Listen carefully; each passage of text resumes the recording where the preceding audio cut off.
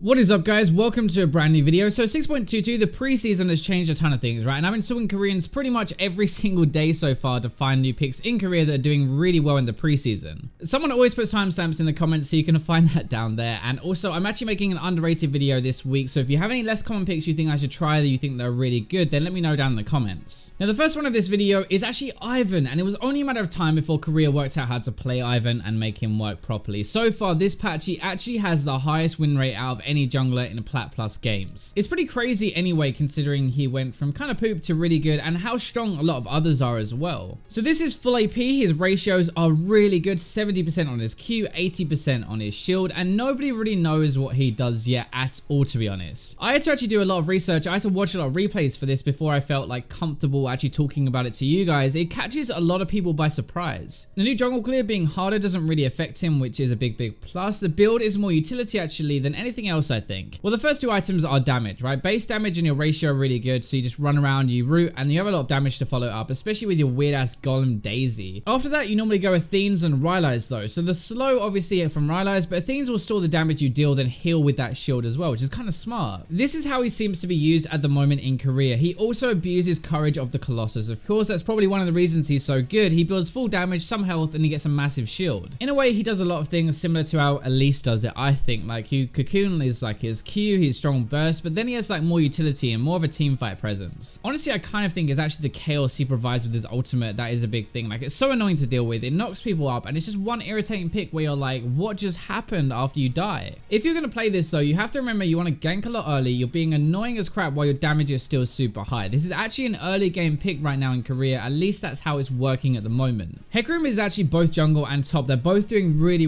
well. Top is a little bit better actually, for now at least. I guess that he would be doing a bit better, but I didn't think it'll be this good. Like, in the top lane, it's Trinity Force, Deadman's Visage, for example. Just basically Trinity Force is the only damage you really need to compete with the other champions, and then you get defense. You dive in, you tank like normal. It's just kind of like the middle ground in the tank meta at the moment between a tank and a carry. Keystones, Fervor, and Courage of the Colossus are both really good. Courage actually has a better win rate at the moment, but it is broken. So I think Fervor will kind of come out on top afterwards. He can stack Fervor with the autos that he weaves in between his Qs, and actually empowers his Q as well. It's going to boost that damage. Probably one of the few champions where the new Fervor is better overall than it was before. Ignite TP is really popular, and it's funny, he's more of a mid-game pick, whereas before he'd get ahead and he'd snowball. It's only some matchups that are leading him to be so good though, really. Like Riven, Yasuo, and Irelia, he is absolutely crushing at the moment, but Jace and Poppy, he loses pretty hard. If we go into the jungle, it's like the same kind of build, honestly, like Trinity, Cinderhulk, and then tank. You don't really have the matchup issues though, so he can do a little bit more early. Like, it's back to the days where he power farms, ganks a ton, gets out of control, going damage but one-shotting everybody, and that's not really fun. I'm not excited for this to come back. Again, it's Courage though. Mastery is broken on him really, and it makes him do his job of diving in even better because he's not going to die afterwards. It gives him more time to output damage. I actually think you should really expect to see a lot more of him now, and this might turn into a pick or bad champion very soon, so you want to keep your eye on it. I think he's really good. The third one is Twitch, which is the best overall AD to come out of preseason, but with a slightly different build than we all expected. Ghost Blade, Runins, and Infinity Edge does still work, but in Korea it's Runins, Infinity Edge, and an attack speed item, either Phantom Dancer or Shiv. That is taking over right now. I've tried this myself and it is ridiculous. You do so much damage with your ultimate now. You might not be an assassin like we all thought you would be after preseason, but you're actually a team fight god. It's a lot like Jinx or Caitlyn now basically, but with even more range, and he's actually better earlier. Normally a crit build takes a lot of time to get into the game, but not with Twitch. Again, he actually uses Fervor well as well. Ramping damage with your autos and poison is a synergy not many people have thought about yet. Basically, you increase your expunge damage or contaminate, whatever they called it now, your E. By the time you've autoed 5 times, you've got full stacks, then hit your E, you're actually going to get a fair amount more AD behind it because of the stacking Fervor. Warlords is still an option. I prefer Fervor at the moment though from my testing, and at least Koreans do as well. You've also got to remember though, his W is now better for wave clear, and it helps a lot early. The stacking poison in my opinion is really good if you throw it on a wave, and it's something I did not think about, but personally found it really useful. Early game you still have good damage, you keep getting better and better, and at the moment it's kind of like the new Jinx, I think. I said this in a previous video, but Nautilus with the new Courage of Colossus is absolutely 100% without a doubt broken. Being played support and top lane right now over in Korea has some serious damage packed into a very tanky kit with crowd control, which is kind of back to tanks with damage again. Courage in lane means you get a decent trade-off absorbing a bit of damage, and then you just smack him in the face with your hook and your autos. In team fights it means you have like a 1 to 2,000 health shield, and then you use your W after it's over, so you won't even lose health, like your actual health total, for a good while at the start of a fight. One of the things that I think is really underrated is how good good you are versus like any damage or assassin champion in the game. You are like a hard counter. They dive in, you press R, that's targeted, you can't miss it, they can't outplay it, and then you Q your passive to lock them in place for even longer. You're actually even a solid counter to Vayne as well, which is never really thought about, who is very popular right now. Try playing Vayne into Nautilus when Naut can just press R, you can't avoid it, it's very hard to play against, especially if you aren't sure about the matchup. I think Vayne is probably the best AD carry you can play at the moment, and Nautilus really does shut her down. You can really stop her doing very much in a team fight just by pressing R. Courage of the Colossus, base damage, crowd control, and countering meta stuff is what's leading him to be so good, I think. Now Zigz is a bit of a less obvious one actually, not showing up on any stat websites because he goes up and down a bunch. He's really good though in silver, gold, and plat, which websites don't really track for either. Zigz is really weird though, because I don't know why he's doing so well, except his damage is insane and it's from very, very far away. In a nutshell, he sits back, throws Qs out all the time, and he farms that way. He can just poke people down and burst them without even getting close. If he gets an advantage though, he can push super easy, poke under their tower, destroy them, and nuke their tower down with his satchel. For an immobile mage, he's actually doing really, really well at the moment. Like, he outranges Victor, Ori, Syndra, and stuff like that. He can poke down assassins, which means they aren't able to all in and get an advantage. When you think about it, it makes no sense at all, but in practice, it actually works anyway. Like, even more so, by the way, when he builds full glass cannon like Morello, Luden's Deathcap Void, 0 defense. Still, somehow, with that build, he managed to survive in an all-damage heavy assassin meta right now and be doing actually really well. So Anivia is a bit different. I only want to quickly mention her. She does make sense with the egg and other people wanting to get a bit closer to her. We always do a high elo pick and a low elo pick. Zigz was kind of like our mid-range to low elo pick, I guess, and Anivia is our higher one, really. I'm not going to go too in-depth, though, because of 4 things. So 1, the changes on the PB would stop her being as bursty and as good against assassins, so that would naturally bring her win rate down. Number 2, they don't do anything in career different to how we do anyway, so I've not really got that much to talk about, honestly. Number 3, the meta is going to shift once everybody gets tired of trying out new assassins. Number 4, finally, Fizz, in my opinion, is going to get way more popular, and that matchup will be better for him, so RIP Anivia. I think, honestly, Fizz is just really, really good in that matchup.